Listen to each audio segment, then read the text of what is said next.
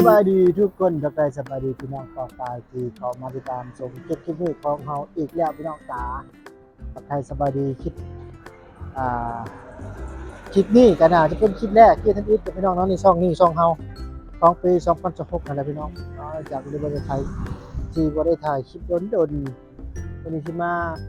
กินน้ำพันกินหน่อยกับพี่น้องเฮาจะกินข้าวแล้วเลยอยากแนวหวานกินแนวหวานนะวันนี้นะพี่น้องนะเลยมา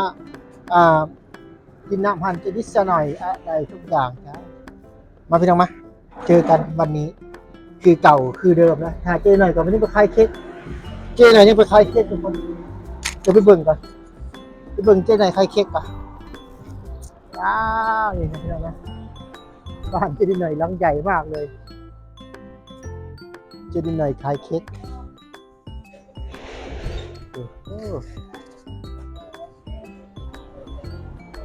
เจนิดหน่อยขายเค้กแล้ววันนี้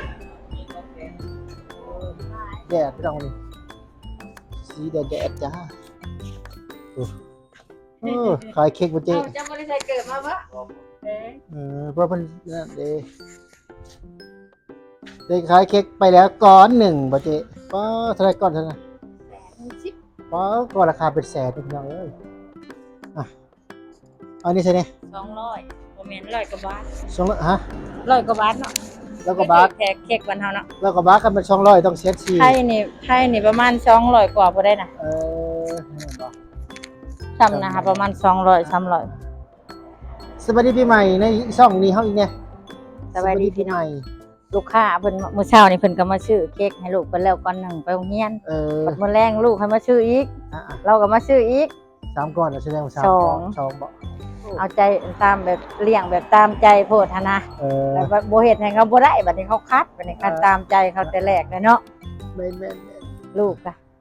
ไปใช้สวัสดีปีใหม่คอยเลี้ยงลูกนี่คอยสิให้จำแต่ปลาแดกเฮ็ดบ่ได้จำแต่ปลาแดกแม่เด้แม่กินเบียร์ลูกจำปลาแดกให้กินเบียร์เงินกินเบียร์มีแต่ว่าเงินให้ลูกกินนี่คือจำปลาแดกจำปลาแดกโอ้เบิ่งเค้กว่าเค้กมันจะเป็นงามเค้กอยากเบิดแล้วอยากขายดีจังอยากเบิดแล้วยังบ่ทันได้เอามาใหม่อยู่โอ้นี่พี่น้องเค้กแซ่บพี่น้องห้ามตัวนี้ช่วงนี้ขายดีเนาะมาใส่ก็เบิดลายปากก็ว่าแซ่บเบิดแล้วขายดีอยู่ช่วงนี้ลูกค้ามาซื้อว่ามาจะได้ก็มีแต่เลือดคือมีหน่อยเดียวมันจะมาซื้อตอนมันเบิดว่ะจริงๆให้มันหลายกว่านี้เนาะหลายอยู่บัดเราเป็นบัดยามเรามาแหละมันอยากเบิดบัดแล้วเรามาซื้อแต่ละเบิดตลอดเราอีแท้มันก็เบิ่งในผู้บ้านตัวหน่อยใหญ่ๆทุกคนเอ้ยนี่รถอันนี้ก็คันรถหาก็ขับมาบางแรงขับมาเลยจำตำแหน่งบ่เนี่ยแม่เราเรียกยืมจำตำแหน่งตัวนี้ประจำตำแหน่งเด้อพี่น้องเด้อนี่บริษัทโคลาวนี่เขาง่ายดิประจำตำแหน่งง่ายเพิ่นทุกคนเพิ่นเขาจะเห็นหน่อยเขาหยอกไปสิแล้วเด้อเอ้ยเอานี่คือที่บ่มีวาสนาได้ขี่กับเพิ่นแล้วนี่ขี่แต่มอเตอร์ไซค์เลยเฮานี่กันขายน้ำได้ปานนี้เนาะเบิดบ้านเบิดเมืองบ่เลยจะได้หน่อยก็ยังมีได้มีการขี่จะหน่อยเอาอย่ามันขี่ดีแล้วก็ได้ขี่น้ำเพิ่นนั่นแหละของตัวเองก็เบิดชิดแล้วบ่มีแล้วบ่มีแล้วมีแต่หาเงินซื้อใหม่พี่น้องได้กระบะห่างๆก็เอาบ่เอาหยังหลายเพราะว่าเฮาเป็นแม่ค้าเนาะก็ได้เรื่องแล้วอันนี้ว่าได้กระบะห่างๆกันบ่ห่างยังมีโอกาสจะได้เฮานี่บ่มีนี่บ่กว่านี่พี่น้องก็นี่ยอดวิวก็ใช้ดึงกันเลยเล็กๆน้อยๆไปพอได้ไทยม่วนซื่อๆเฮาก็ไปเฮ็ดดราม่าคือเขาดราม่าบ่เป็นคนอารมณ์ดีดราม่าบ่เป็นบ่าวอันนั้นเราอยู่บ้านใดตัวแซ่ตัวแซ่มันน่ะจักตัวแซ่เราว่าได้ครึ่งแสนหั่นนะกินเนี่ยก็เราอยู่แถวใดเนาะบ้านยังครึ่งแสนจะว่าเขารายได้เขาครึ่งแสนตัวแซ่มาบ่าวนะคะบ่าวยังว่าสิเพจเราลืมชื่อเลย Facebook ฮะตัวมากี่ดองกินนี่ฮะเด้บ่ตัวแซ่มากินนี่บ่เห็นบ่จักบ่เห็นบ่ชื่อเราได้เงินเพจครึ่งแสนครึ่งแสนพุ่นน่ะ 50,000 บาทแล้วน่ะได้เนาะธรรมดาพี่น้องยินดีนํผลด้วยเด้อส่วนเฮาก็ยินดีได้แหละพี่น้องได้ยินดีนํหมู่เลยเฮาต้องเฮาเฮ็ดเลยพี่น้องเอ้ยตายไปเรื่อยๆบางคนก็น้องๆก็แชร์ไปไกลแล้วงามๆรถน่ะแ จากได้รถอยู่รถเก่งรถเก่งอ้ายเพราะว่าอย่าแล้วว่ะ ส่งเฮาให้มันหมู่น้องนุ่งไกลไปไกลแล้วอย่าบ่ยังเฮาดูตามหลังไปนี่แหละถ่ายตะมวนไปซื่อๆนะจ๊ะโอ้มันก็พี่น้องบรรยากาศดีๆเอาน้ำให้เจ๊สิกินน้ำเจ๊หน่อยกับกินน้ำคือกับพี่น้องกินข้าวแล้วก็อยากกินเนี่ยหวานๆเย็นๆเนี่ยเรื่องอากาศที่หนาว บ่ได้เท่าดอกอายุหลายซื่อ เออถึงที่ข้าวแล้วนะที่ข้าวฮักก็แล้วก็อยา ๆ ก บ่ได้เท่าดอกพี่น้องเอ้ยอายุหลายซื่อ อยู่แก่ขึ้น ๆแม่นเอาน้ำไปเลยเอาน้ำอะไร ชาเขียวจ้า สาเขียวนะจ๊ะ จ้าจอกคือเก่าจ้า สาเขียวเหนียวซับ นี่นะพี่น้องน้ำหั่นเป็นหอยลายด้าที่ใหม่มาอีกพี่น้องปาดนี่นะคลิปนี้จะลงอีกช่องหนึ่งคือเก้ามีหลายช่องเขาทุกคนเลยทุกไปเรื่อยเอาคลิปละวิวคลิปละ1 วิวพอบ่หลายเขา คลิปละ1 วิวคลิปละ1 วิวโอเคแล้ว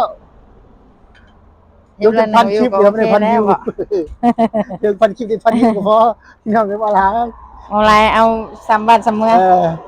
เอาหน่อยกว่าบ้านกว่าเมือง อ๋อมน้อยน้อยไปเรื่อยๆตามภาษาเป็นหมักถ่ายคลิปถ่ายไปเรื่อยพี่น้องนะครับนะ ตามภาษาวัยรุ่น วัยรุ่นยุค90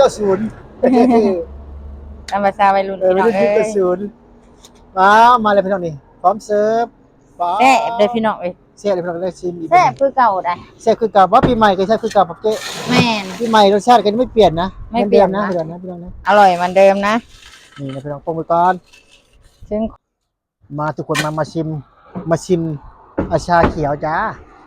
นี่ทุกคนชาเขียวหั่นเจหน่อยอร่อยเหมือนเดิมหนาวได้ไม่ต้องอากาศเป็นแต่ว่าเขาก็กินพอเขากินข้าวแล้วเขากินข้าวอิ่มอย่าแก้ข้าวนะพี่น้อง ข้าว นี่ ข้าวเดียวเบิด ข้าวเดียวเปิดเจ๊หน่อยไปได้เจ๊หน่อย ข้าวเดียวเบิดเนาะ แซ่บคือเก้าพี่น้องเลย อร่อย แป้งรสพี่น้องเลยแป้งก็ต้องฟาดใส่ไม้ขาดมันก็เลยต้องฟาดใส่ อร่อยเหมือนเดิม เปลี่ยนใส่ไม้ ยังขาด ใส่ไม้ขาดเปลี่ยนใช้ไม้ใหม่มันก็นี่ เสียเงินอีกเลยดิ เสียเงินอีกแล้ว เงินยังบ่ทันได้เข้าเนาะเสีย เงินเขา เงินเพจเงินเพิดยังบ่มีคือหมู่ว่าเสียอีกเลยติ ได้แต่เงินไปนั่นแหละเป็นเงินถ่ายมิวสิกนั่นกับแป้ง เออ ใครแต่ว่าได้เงินถ่ายมิวสิกมาแน่ พี่น้องปีใหม่นี่พกยาตลอดเลยพี่น้อง กินยาบ่ กระเพาะอักเสบพี่น้อง อันเนี้ย ปีใหม่ก็บ่ได้ม่วนดอก ให้ กิน แน่ เบียร์ ละติ บ่ได้ ใครแน่ละตี้หรือใดยังบ่ เริ่มไข้แน่แล้ว แต่ว่ากินยาไปเรื่อย ดี ๆกำหนดหามื้อต่อยา3,500,000 เออใครจะได้หน่อยรวยทุกคน3,500,000 บ่มีหนเงินในบัญชีเลยนี่เบิดเกลี้ยงอันแหลก ไปเทเบิด บอกให้ คำเบิ อ้า ด ยว่าโอนเงินเขอบัญชีค่อยแหน่ว่าเงินเขอบัญชีเขาเบิดก่อน เราเอาคิวมา QR มา พอเงินอ้ายบ่ใช่ อืม ใครอยู่แต่มีอ้ายให้ขอเอาสิบ่มีอ้ายให้ขอมีแต่น้องมาขอเวรกรรม บ่เวรกรรมติ จะสิเอ็ดเนี่ยเลย เออเกิด เวรกรรม เงินนั้นเจ้าของกดออกมาเองหั่นแห ถึ ละ งเลขให้ได้ไหมแมลงนี่6ตัว กดออกมาเลยอันมันยังอยู่ในตู้แล้วก็เลยให้อ้ายเอาเขาหายบนเบิดน่ะเกลี้ยงในบัญชีอย่างเด้ นั่นเนาะ กดออกมาล้านหนึงแล้วก็มันยังแล้วก็เอาให้อ้ายเอาเขาให้อีกผมมี ใคร เงิน อยู่กันยังอ่ะอันนั้นได้ใจหน่อยนี่ เบิด เราร เงิน วย ในบัญชี เรารวย โอ้ยสาธุสมพรฝาก เรารว ข่อย ย อยากรวยเด้เงิน ส่วน ข่อย เรา เงินข่อยบ่ฮอดหาล้านในบัญ ส่วน ชี เฮาก็รวยเฮาก็ได้รวยเท่าใดว่ารวยจนมัน คนรวยเงินบ่ฮอดหาล้านในบัญชี รวยจนบ่มีผู้สาว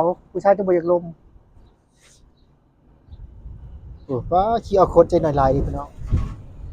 คือเอาคนหลายอยู่แต่เงินบ่หลาย ดูแต่ผู้โอนหายเต้นอีกเลย ก็หนาวเลยพี่น้องลมก็พี่น้องสเกตลมพี่น้องจะได้คะแนนเลยพี่น้องจะเรียนนะไม่ได้คิดจะพิษของช่องนี้พี่น้อง ลมเอ้ยลมหนาวพัดห่วงเข้า เสียงดีเลยใจหน่อยเสียงดีเลย งัว ซึ่ง ละ เสียงดีแต่ว่าเป็นห้อง งัวแลนนี่ อยากเป็นดูได้ เป็นบ่ ไปพาข่อยไปเป็นนี่เคยเป็นนักห้องข่อย ใครที่เป็นแนวมองอยู่มามองที่ไหนได้จะ แต่ว่า ได้ ข่อย คนเด้อ ข่อยบ่ชื่อเนื้อได้นักห้อง อ่านนะบ่ใช่อ่านนะบ่ ว่าใช้อ่านในโทรศัพท์ได้นักห้องอันนี้ ห้องห้องคาราโอเกะที่ นักห้องบ้าบ่ชื่อเนื้อหายเลย ห้องคาราโอ ห้อง เกะ คาราโอเกะเท่าไรปีเท่าไรชาติก็บ่ชื่อได้ ใช่ป่ะเซียนคาราโอเกะบ่อันนี้เลย บ่ชื่อได้เป็นแต่เซียนโอเกะแต่ว่า เป็นเซียนโอเกะ ชื่ออันบ่ชื่อเนื้อเด้อข้างในเป็นนักห้องอีลีนเขาก็อยากเป็นได้นักห้องพาเขาไปเป็นนะผู้ใดอยาก สิหับน้อง กับยังแมวมองเด้อไปเป็นแมวมองอาจารย์ดังๆแต่ใดเป็นแมวมองมาได้มาอันลุ้นเจได้หน่อยได้มันเป็นอันนั้นได้เจหน่อยมาปุญญา แม่เพิ่นเอากระตามาขายให้ ไปขายไปเอานี่ทุกคนเจหน่อยเพิ่นว่าเพิ่นอันรับซื้อกระตาเพิ่นไหนพี่น้องนี่ ไอ้ไพ่ครับซื้อ ไอ้ไผรับซื้อบ่ แม่น ธุรกิจบ่ธรรมดาเนาะหลังจากนี้ว่าเพิ่น หัด พอ ธุรกิจหัดโต หัดโตขนาดเสือกก็หัดโตบ่เสือกอ่ะ แม่นเสือก็หัดกินหลาย เสือกก็หัดธุรกิจก็หัด มันยังงามยังใหม่อยู่เนาะ ใหม่แล้วนี่ฮะ เด็ก ใหม่ ยังบ่ใหม่ๆ แต่พอเป็นใหม่กินนี่ได้หั่น นั่น เออ ก็ยังใหม่ได้เลย ดิ เนาะ ปาดขากรีเจหน่อย บ่แม่นกระตาหันเฮาเอง เบิ่งอย่าคือ คืออยากคือว่ะ อย่าคือต้องคอยไปอวยพรหรือคอยมาชื่อ บ่แต่ว่า ไม่ เขา คอยมาชื่อดิ อยู่หัน บ่แม่น อยู่หันนี่คันเขาซื้อไปแล้วเขาสิดึงราคาออก บ่ได้แล้วแต่แล้วติ๊บไว้ได้ติ๊กถามคอยถามติ๊กมันน่ะได้สิติ๊กราคาบ่ติ๊กยาเขาแต่เฮาดึง บ่แล้วว่าลูกค้าแล้วดึงออกค่ะ เออ ส่วนหลายเขาสิดึงออกนี่ราคานี่ อ่า คันซื้อหันเนี่ยนะ แม่น หรือว่าแนวใด เมื่อก่อนมาสั่งกันเมื่อก่อนนะ มาสั่งอยู่บ่ตัวทักตามอะ แม่นมาสั่งแล้วไปอวยพรมันหาดิ อุดหนุนกันเหรอวะ พอเป็นยังจำอุ่นสั่งเอาตามเงินตัวนี้ เพราะว่าหันนี่สั่งตามเงินได้ไหน สั่งน้ำออเดอร์ตาม พี่น้ เงิ อน ง เราจะให้ กระ น้ำออ ตา เดอร์ ห้องควันนี่หันนี่สั่งตามเงินได้ไหน สั่ง พี่น้อ ตาง มเงินได้เราออเดอร์ได้ ตามงบ เออ ลัก200,000ขึ้นไป แม่ ประมาณนี้ เราไปสั่งคันอื่นแล้วมันต้องขายตีราคาไปเลยนะ มันสั่งได้อยู่สั่งได้พี่น้อง ได้ฮะดีเลยว่าแม่ฮะได้ หัน ได้ นี่ เพิ่น หันนี่เลือกได้อยู่ ได้พี่น้องมาซอยกันได้เพิ่นเด้อ อุดหนุนสอกันเด้อพี่น้องเด้อเลือกราคาได้ โอเคสำหรับคลิปนี้ก็สิเอาซ้ำนี้ก่อนทุกคนเฮาบ่มีหยังไรมากมายนะพี่น้องเนาะมาปิดคลิปหรือมาถ่ายคลิปกับหมู่คือเก่าพี่น้องเฮ็ดกันไปตักคลิปอื่นกันบ่มีผู้ว่านำใส่มาว่าน้ำเกลือหน่อยว่าดมูน้ำคูแล้วเป็นพอสั่งซีซันเล็กๆน้อยลงคลิปเฮาพี่น้องในช่อง YouTube เฮาคือเก่าช่องนี้ก็เป็นช่องไซลมทินชาแนลนะพี่น้องแต่ว่าเฮาเปลี่ยนใหม่ละบ่แม่นไซลมทินชาแนลได้เป็นเปลี่ยนใหม่แล้วคือเฮ็ดกันช่องหยังกับเบิ่งนี่ให้พี่น้องเนาะสำหรับคลิปนี้สำหรับก่อนพี่น้องเนาะไปพบปีใหม่เลยมื้อนี้ก็เพิ่นอวยพรสำหรับช่องนี้แล้วก็อวยพรให้ทุกคนปีใหม่ใน2026นี้นำแล้วเนาะ